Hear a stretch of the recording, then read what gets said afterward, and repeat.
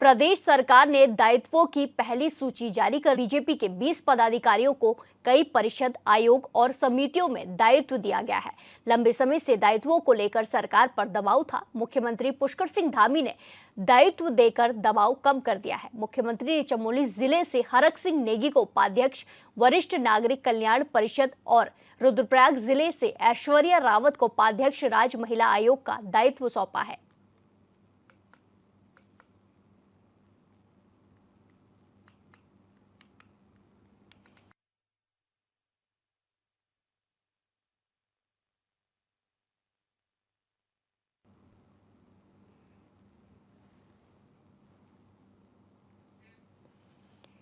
ये आपको खबर बताई जा रही है, जहां धामी सरकार ने दायित्वों की सूची जारी कर दी है और कई सारे अधिकारियों को दायित्व सौंपे गए हैं। 20 पदाधिकारियों को नई जिम्मेदारी सौंपी गई है।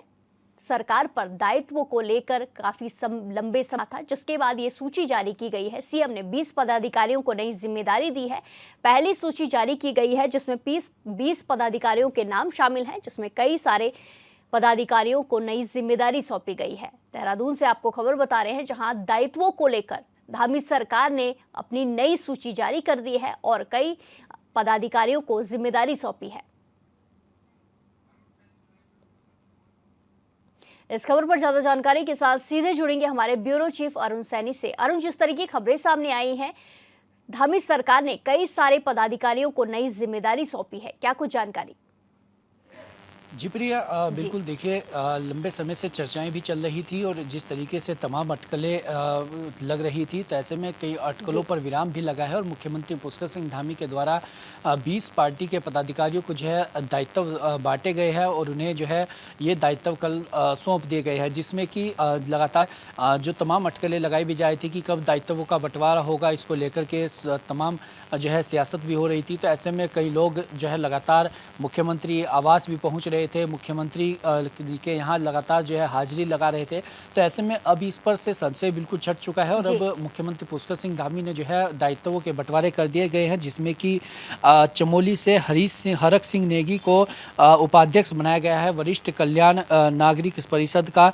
इसी के साथ ही दिवंगत विधायक शैलारानी रावत की बेटी ऐश्वर्या रावत, उन्हें और राज्य महिला आयोग की उपाध्यक्ष उन्हें बनाया गया है। इसी के साथ ही कर्नल अजय कोठियाल को जो है वो टिहरी के से जो है वो अध्यक्ष हैं। उत्तराखंड राज्य पूर्व सैनिक कल्याण सलाहकार समिति का उन्हें अध्यक्ष बनाया गया है, टिहरी से वो आते हैं। इसी के साथ ही जो है ओम प्रकाश जमदग्नि को जो है वो पर्यटन में उपाध्यक्ष जो है वो बनाया गया है। तो इस तरीके से कई दायित्व जो है वो बांटे भी गए हैं और 20 पदाधिकारियों को ये बांटे गए मुख्यमंत्री पुष्कर सिंह धामी के द्वारा। तो ऐसे में जो लगातार मुख्यमंत्री पुष्कर सिंह धामी पर इसका भार भी पड़ रहा था और लगातार ये चर्चाएं भी चल रही थी कि दायित्वों का बंटवारा कब होगा, दायित्वों का बंटवारा कब होगा।